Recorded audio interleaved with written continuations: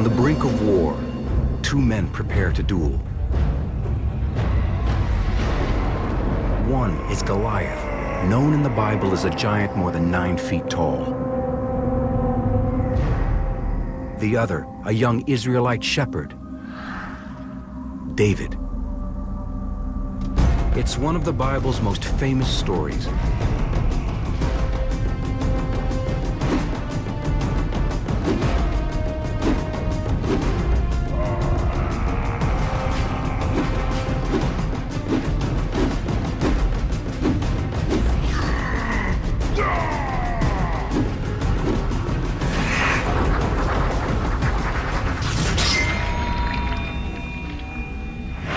But behind the heroic legend lies a tale of relentless ambition, violent murder, conquests on the battlefield, and in the bedroom. David's quest will ultimately unite a people, but not before it tears a country apart.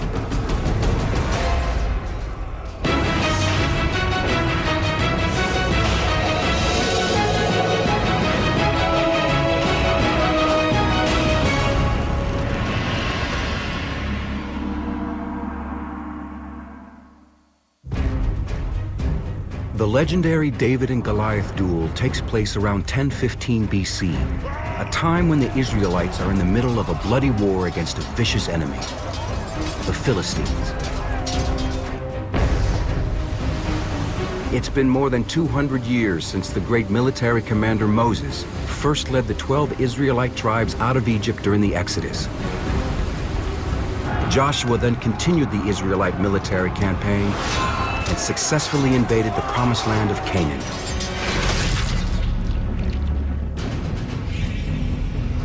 Now, after 2 centuries and thousands of lives lost in bloody battles, the Israelites no longer call this land Canaan. It is their homeland, Israel. They have become one of the most powerful military forces in the region and are united for the first time under a king named Saul. For years, Saul's war against the Philistines has been drenching the soil with blood. On a fateful day in the Valley of Allah, only one will die. But it will be a monumental and historic death. The armies faced one another for several days until, as often happened in the ancient world, which believed that it was God that decided battles, that each side would choose a champion. And the champions would meet, and whoever won would convey victory to their side.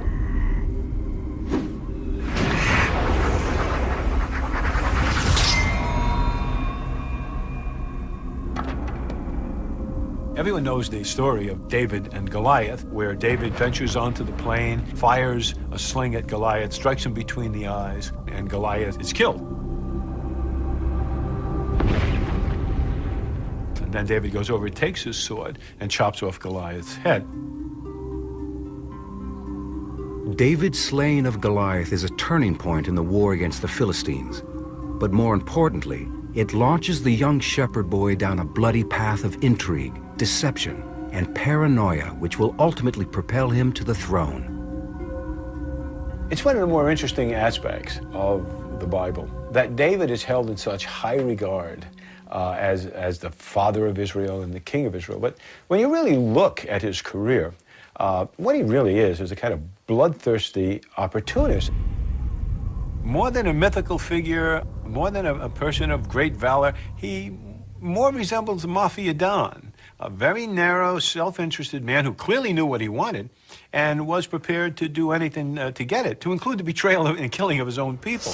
The important thing about the incident of David and Goliath is not military, it's political and social. What happens because of the slaying of Goliath is this young man comes to the attention of the great warrior king Saul. David is an instant hero.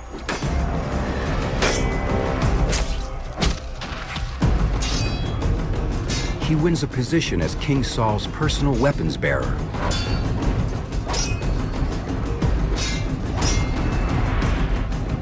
This gives David the opportunity to hone his skills as a soldier.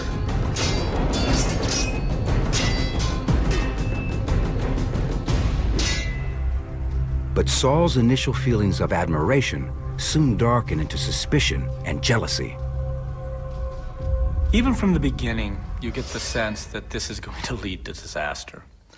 On the way back from the first battle after David slew Goliath, there is dancing in the streets and women singing, "Saul has slain his thousands and David his 10,000s." Well, Saul has just been through 20 years of brutal war, while David has thrown a single stone. So perhaps we can forgive Saul for being a tad bit jealous. What Saul was concerned about, and rightly so, having spent all his years creating at least a modicum of a kingdom of Israel with him as a king, he's interested in passing that on to his son. And he's a little bit concerned that David has picked up some allies at court, because David turns out to be a good soldier. Saul is also suspicious of David's close friendship with Saul's son, Jonathan.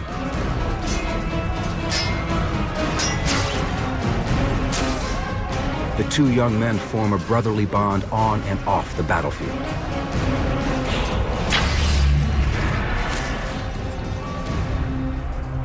Saul now is becoming quite alarmed that David is positioning himself to be the heir of the throne, or failing that, to control Jonathan. And this becomes the basis for the break with David. To escape Saul, David retreats to his home tribe of Judah, a region in southern Israel. But even here, he is hunted by Saul's hitmen. So David flees Israel and allies himself with its greatest enemy, the Philistines. It was at this time that David begins to assemble a cadre of what the Bible calls desperate men. They are really outlaws. They're soldiers of fortune, and they place themselves on the side of the Philistines. So now David is not only an outlaw, but in a very real sense, he's become a traitor to his own people. But before the Philistines accept David's help, they must be convinced he isn't a spy. The first thing the Philistine prince is going to do, he's going to test David's loyalty. And how do you test an Israelite's loyalty? I've got to believe that he's going to order David to raid Israelite settlements. The Philistine prince controls the area called Gath, right next to the border of David's home tribe of Judah. Easy pickings against Israelite villages. And so he sends David against the Israelite villages, and David follows orders. David becomes a raider of the border villages between Philistia and the Israelite kingdoms, and gathers up the booty and delivers it to the Philistine prince. While David and his men are stationed near Hebron, the Bible says that the Philistine army makes a daring raid on the Israelites at Mount Gilboa. Saul and the Israelites hold the high ground. It looks as though they'll be able to hold off the Philistine attack.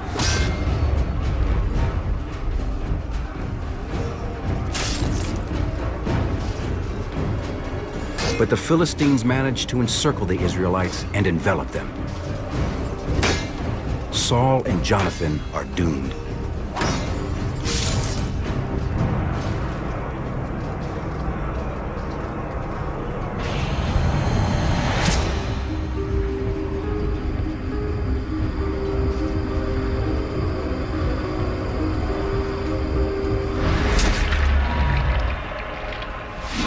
Saul is hit several times. He turns to his sword bearer and says, "Do not leave me to the uncircumcised. They'll torture me and make sport of me." But the sword bearer can't bring himself to kill his king. Not willing to be captured, Saul takes his own life. The Philistines behead Saul and hang his body on a wall of a Philistine city. From the Philistine position, nothing could have been better. The Israelite monarch is gone. Israel is in defeat. The Philistines now control everything. But the Philistines have a problem. One heir to Saul's kingdom still remains, his son Ishbaal. And neither he nor his chief military commander, Abner, is willing to accept defeat. Ishbaal and Abner move across the Jordan River, but their government is too small and remote to be of major concern. So the Philistines simply ignore it.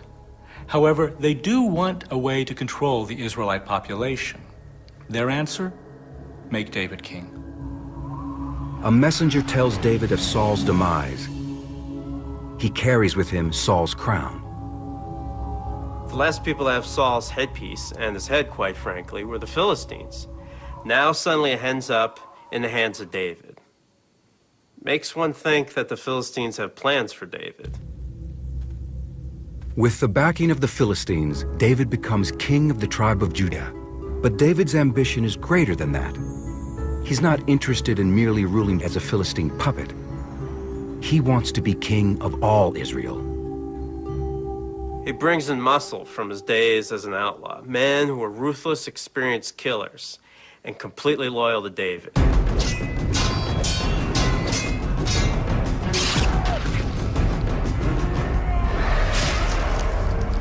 Well, he takes those, what's called the Gegud, which are those 600 outlaws that he had fought with, and he establishes them in all the villages and towns of Judah.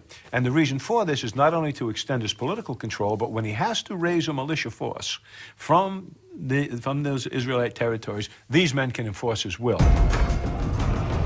David chooses his nephew Joab as his chief military commander to lead a civil war against Ishbaal's growing army. David knows that to become the uncontested king of Israel, he must completely wipe out Saul's bloodline. The Israelites believe that Saul was anointed by God, so any blood relative of Saul is automatically more legitimate than David can ever be. That is, as long as they're alive. Over the next 2 years, David's forces, led by Joab, clash with Ishbaal's troops. With every slash of his blade, David moves closer to his ultimate goal, the crown of Israel. Superior technology puts you in control, both on the battlefield and at home. With DirecTV, you can easily set your home DVR from any cell phone or computer. It's around 1004 BC. Just 10 years after David slays Goliath, he fights a bloody civil war to become king of all Israel. David's nephew, Joab, leads the army against Ishbaal, the son of the dead Israelite king Saul. The Bible is silent about the number of battles and how many people were killed, but it's very clear about the fact that Ishbaal's army was getting the worst of it. The weapon of the day is the straight sword, used to hack, slash, and thrust deadly iron into the enemy. The 6-foot wooden spear, now tipped with iron, is used to skewer opposing soldiers. Ultimately, David's men prevail, but there are some loose ends to tie up. And this is where David the Mafia Don really starts to show his colors. Like a scene right out of The Godfather, David becomes king and whacks all of his enemies. One of the first to die is Abner, Ishbaal's commander. He had tried to defect to David's side, but Joab considered him a threat. Joab is the consigliere. Joab is the trigger man. And he did it because it was the right thing to do, at least if you're talking strategic politics. Then one night while he sleeps, Ishbaal is assassinated. When the assassins present David with Ishbaal's head, the king of Israel puts them to death. Now, looked at from a kind of Sicilian perspective, if one orders the assassination of another person, the best way to prove you weren't involved is to kill the assassins you sent to kill him. And he killed them as soon as they walked in the door. David makes this whole to-do about how horrible it was that Ishbaal was killed. But of course, who is the one that benefited most from Ishbaal's death? David. The Bible never blames David for his death, but logically, who else could have done it? In one final grisly act designed to secure his position as the king of Israel, David orders the execution of the last remaining blood heirs to the throne, Saul's 7 young grandsons. David has them crucified and staked out into the sun, where they all die. With that act, there are no more legitimate claimants to the throne. David will never be blamed for any of the murders. David's grip on the throne of Israel is secure, but his ambitions have grown. He wants to expand Israel into an empire. David rises to power because he's really the toughest guy on the block. He's the most ambitious guy on the block. He's the man with almost no limits in what he'll do to further his own interest. And so it's a bloody rise to power. And then what happens is it becomes a bloody regime to stay in power. David's first order of business is to rid himself of any obligation.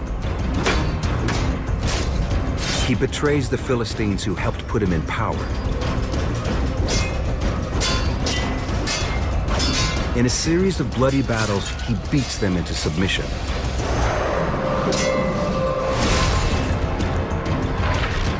After this defeat, the Philistine soldiers will fight for David's army. They'll supply him with their most prized weapon, the war chariot. The Philistine chariot of the day is drawn by 2 horses and usually carries 2 men, the driver and the archer. The archer must be highly skilled to launch precision shots while traveling on uneven surfaces at up to 10 miles an hour. The wooden platform is fashioned in the shape of a D, with the axle placed in the middle of the carrying platform, ensuring stability and giving the chariot added strength.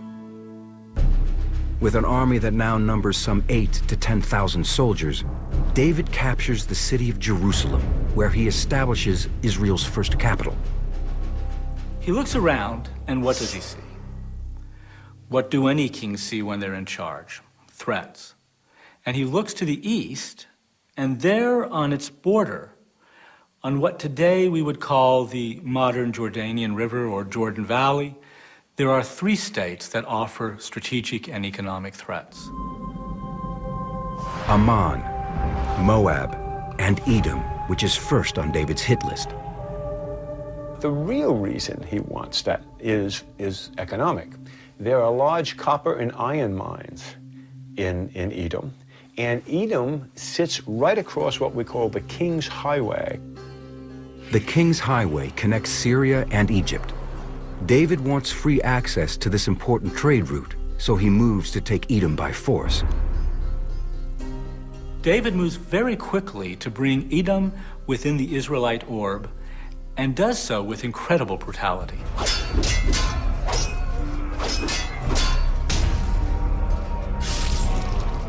David orders the complete extermination of the Edomite male population.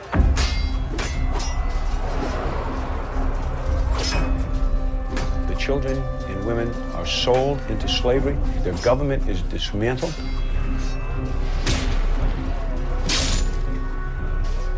And Edom essentially ceases to exist and is annexed by Israel. The brutal carnage at Edom is a potent message to any who might consider retaliation. But David's bloodletting has only just begun. Next on his hit list is Moab.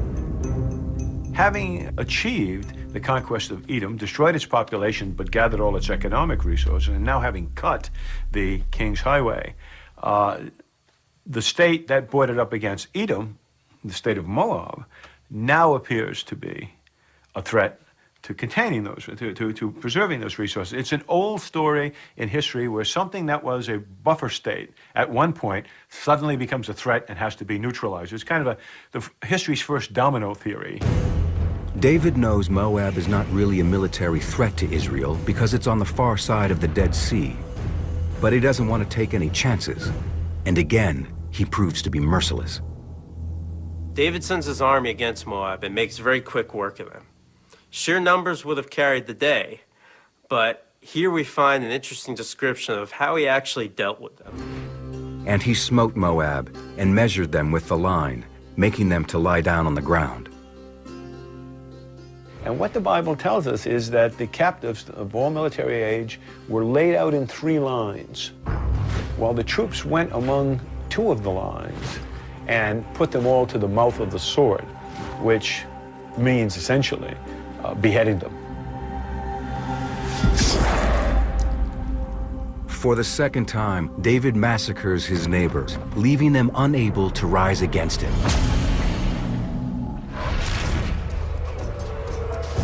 But David's about to collide with Israel's most powerful competitor in the region. More blood is about to spill on the Holy Land. It's around 1000 BC, and King David's Israelite army is on the warpath. They've already destroyed both the Edomite and Moabite people.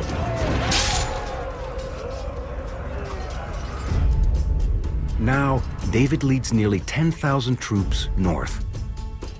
Having conquered both Edom and Moab, David naturally turns his eyes to the remaining state that is a competitor for Israeli interests in the Jordan Valley, and that is the Ammonites, whose capital is at Rabbah, which is modern Amman.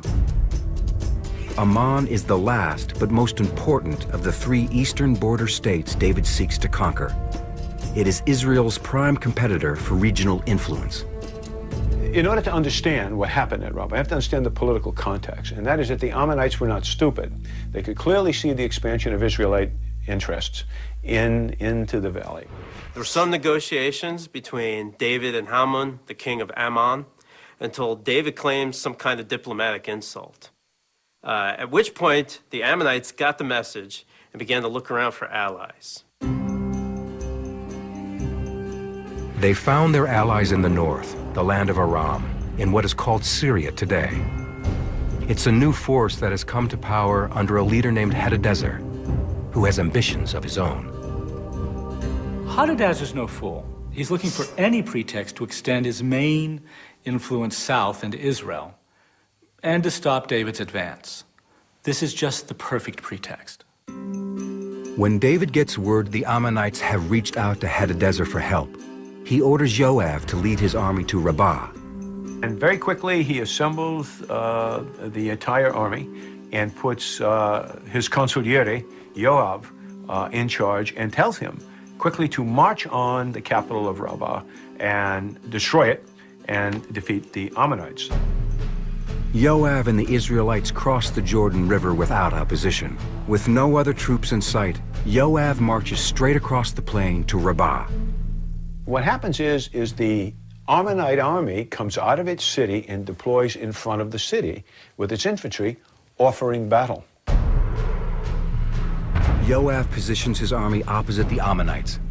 But as the Israelites march toward the walls of Rabbah, 20,000 Arameans attack them from the rear. What had happened was the Ammonites formed up, essentially as bait to a trap. Joab and the Israelite army are now caught between a hammer and an anvil. To counter the Aramean attack, Joab does something completely surprising. He divides his force in 2. So Joab turns to his brother, who's second in command, and says, "You take one group and attack the walls. I'll take the other and deal with the chariot." Remember that David had at his disposal a number of vassals of Canaanite and Philistine states whose specialty was heavy infantry and chariot warfare. Joab orders his Canaanite and Philistine chariot corps to turn around and charge the Arameans approaching from the plain. What follows is a swirling mass of chariots vying for position as the opposing infantries fight it out in bloody hand-to-hand combat. And so this large chariot battle is fought on the open plain, in which the Arameans get the worst of and begin to flee. With the chariots on the run, Joab turns his infantry loose.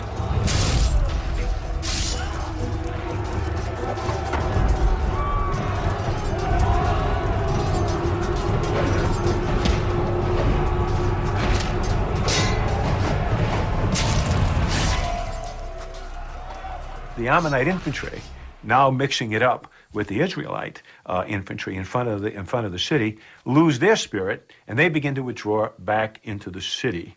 And so the battle is essentially a draw.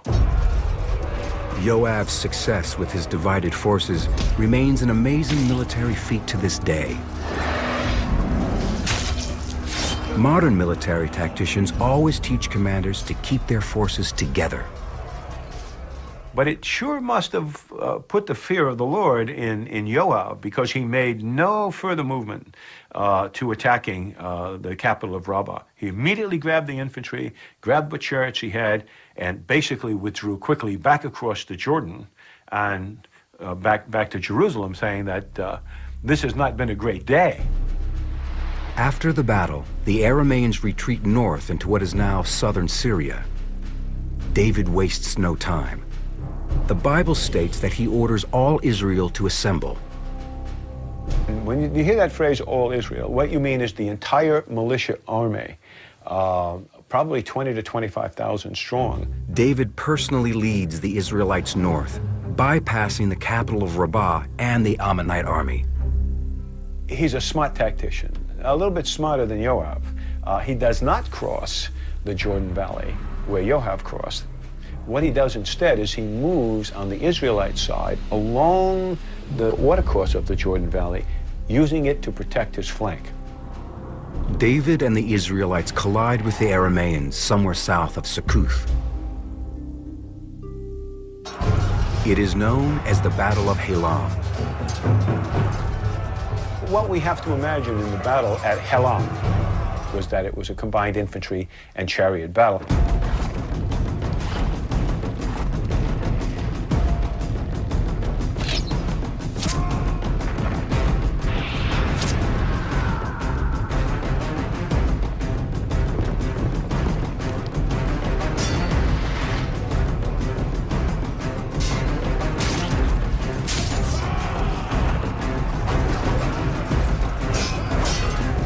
David refuses to lose.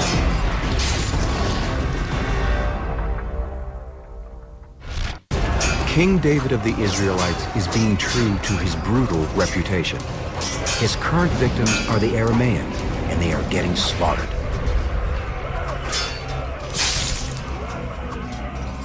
There's no great detail in the Bible except to say that a swirling battle was fought and many of the Arameans were killed.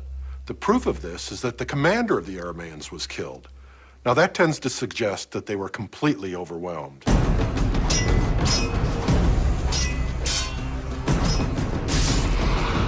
When you kill the commander of an ancient army, who's chariot-borne, by the way, which means I can actually get out of here very quickly if I have to, you've done a very good day's work.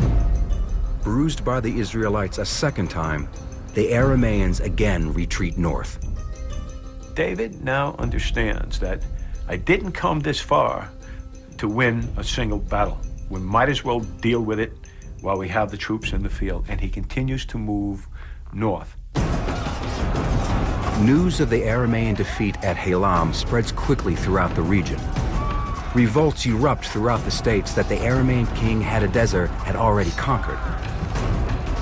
This creates a real problem for the Armenian king Hadadezer, because he can't launch a concerted attack against David until he puts down these revolts.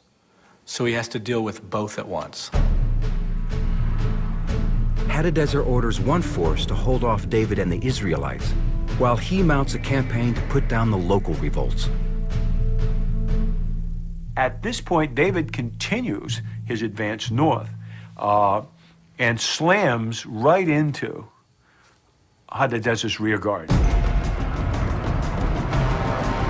For the third time in 6 months, the Israelites battle the powerful Arameans.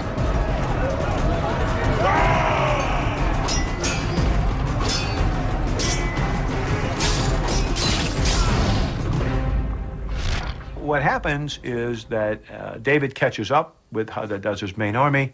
He turns, and a great battle occurs in which many thousands were slain, the Bible says.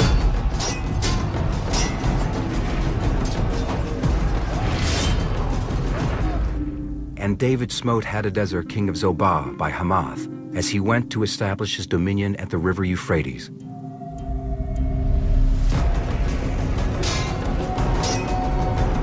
David and the Israelites catch the Arameans on the run and slaughter many of them.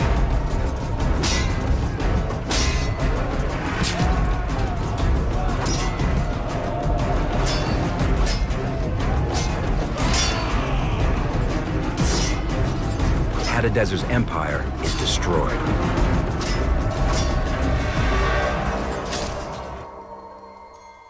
Now, unopposed from the north, David claims the Aramean vassal states in the name of Israel.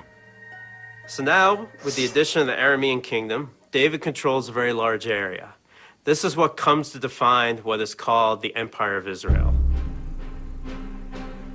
The new Israelite empire now stretches from the Euphrates River in the north to the Egyptian border in Sinai to the south, from the Mediterranean Sea in the west to the Jordanian mountains in the east.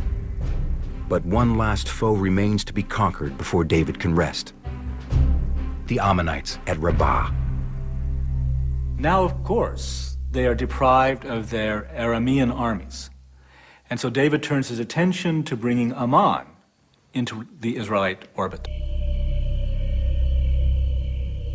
But at the same time, the Bible says David is distracted from his military conquest by a beautiful woman he spies from his palace.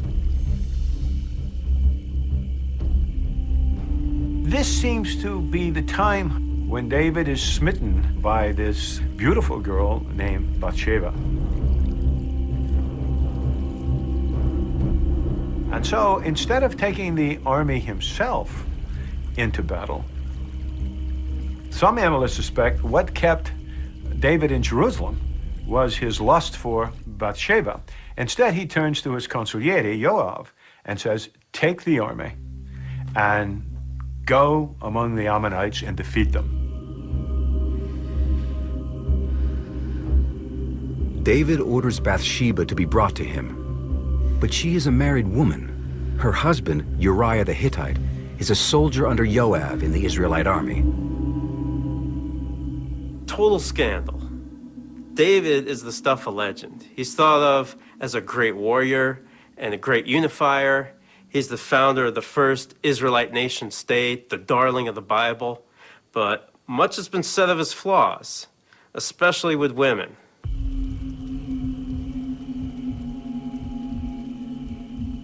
And so, while David is having his way with Bathsheba, Joab assembles the Israelite armies in two bodies.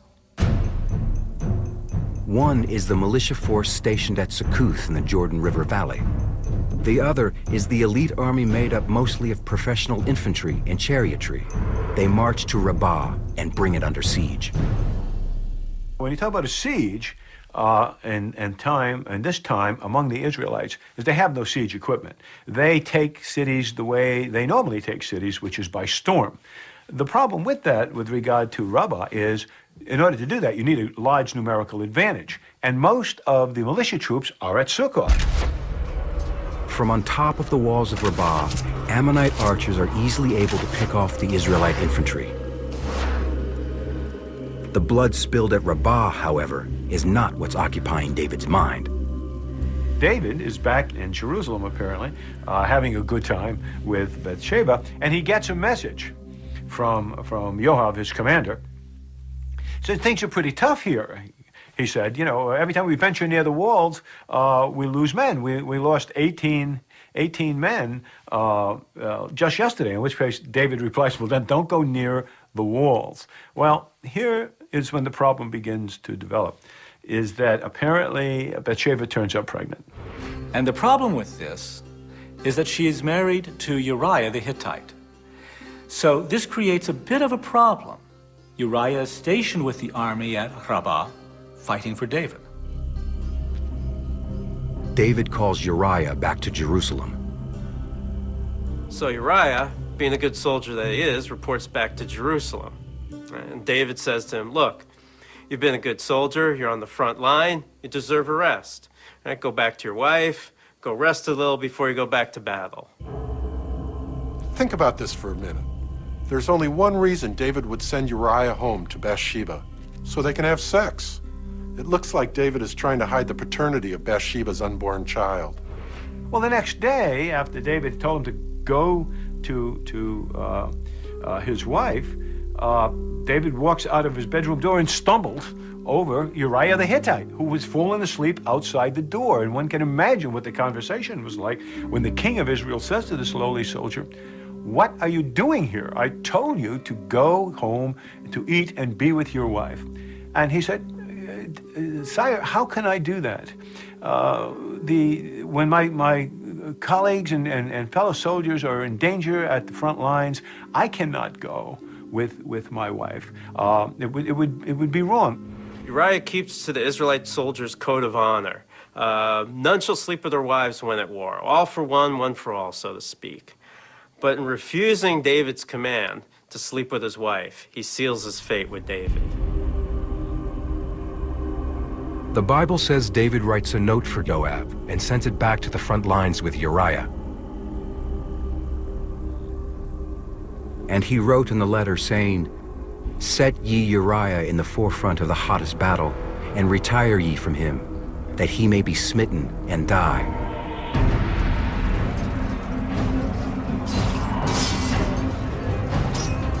A good soldier to the end, Uriah follows his commander's orders without question.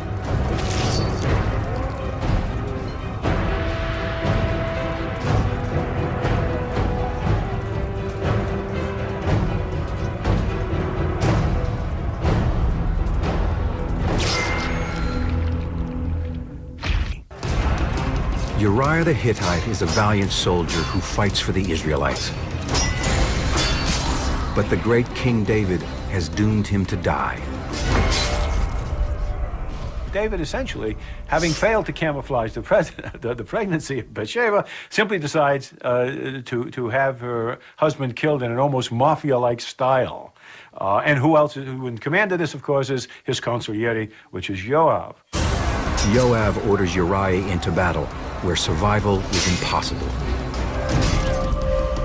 David will stop at nothing to possess Bathsheba.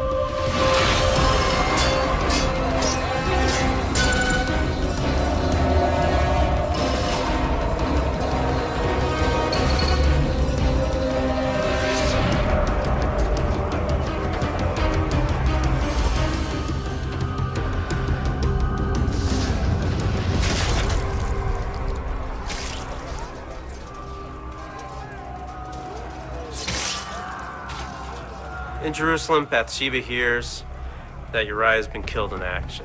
She goes into mourning, standard cultural practice. As soon as her period of mourning is over, King David calls her to become his wife. But David's behavior doesn't go unnoticed. The Bible says it is God's will that the baby dies as punishment for David's sins. Uriah's dead. David has taken Bathsheba as his wife. This is all pretty heavy Old Testament scandal. But militarily, there's still a battle being waged at Rabbah. The Israelites are still stuck outside the walls of Rabbah. And so finally, David sends a message to Joab, renew the attack, carry the day.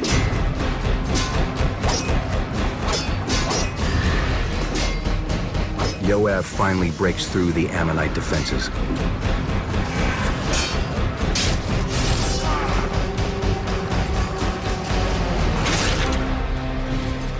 And then Joab, he sends a message back to David and says, in essence, look, this is going well, but you better come out here because your absence is noted, and what people are going to say is they're going to give me credit for this victory. Well, David's no fool.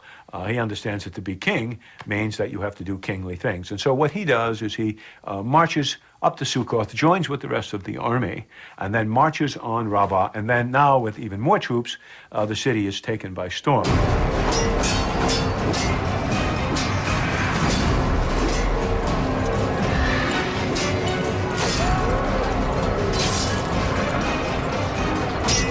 As with all his previous triumphs, David makes a point of eliminating any chance of the vanquished rising up against him. The slaughter continues.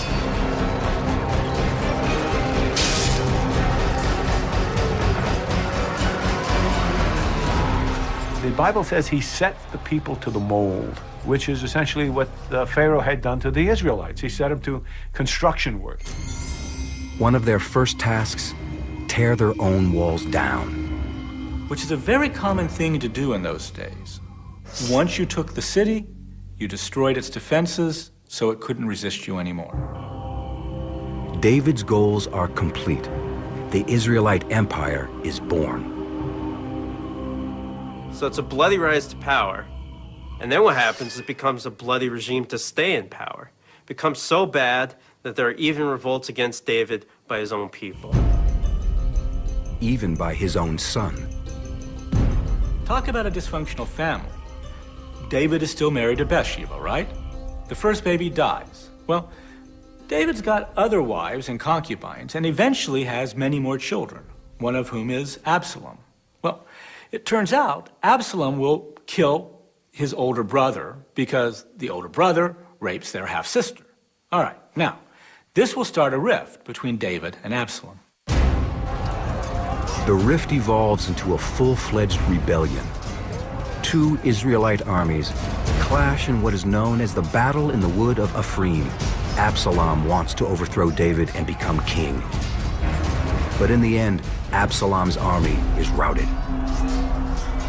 The story goes that Absalom had this beautiful long hair, and during the battle he gets it caught on the branches of a tree in the wood of Ephraim.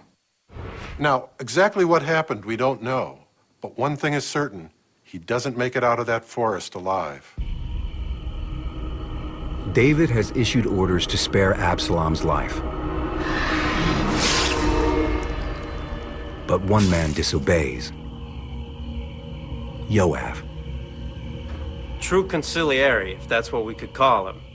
Joab eliminates David's biggest threat. Politically, he did the right thing. David rules the Israelite Empire for 23 more years. The Bible states he dies peacefully in his bed at the age of 110. But even after his death, the murder and intrigue continues.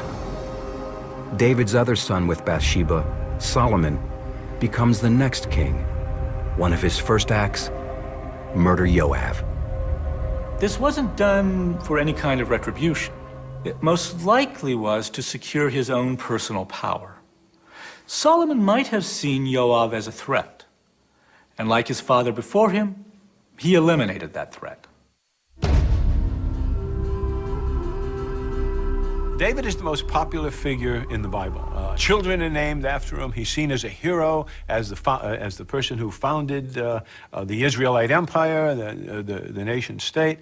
So he is a kind of almost mythical figure. But when you look at him in reality, he turns out to be all too human. From my perspective, even more fascinating that people still hold him up as a kind of mythical person to emulate, because he had a lot of bad habits. David is revered throughout the ages for uniting the tribes of Israel and establishing the Israelite Empire. Like many conquerors, he was also ambitious, treacherous, and without pity. The Bible says that toward the end of his life, he was always cold, no longer able to feel warmth. Perhaps, like his amazing accomplishments, that too was a gift from God.